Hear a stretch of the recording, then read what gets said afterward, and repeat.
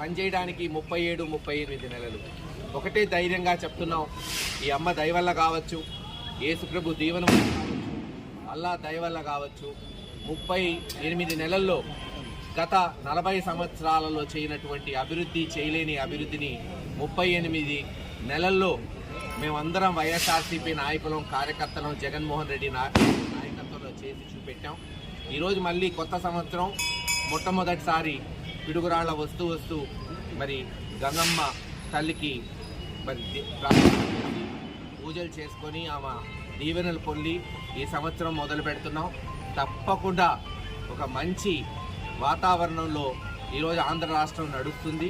అఖండ మెజారిటీతో కేవలం గురజాలే కాదు, ఈ ఆంధ్ర రాష్ట్రంలో మళ్ళీ అఖండ మెజారిటీతో జగన్మోహన్ రెడ్డి గారు లేదు వైఎస్ఆర్సీపీ పార్టీ గెలవబోతుందని తెలియచేసుకుంటూ సెలవు.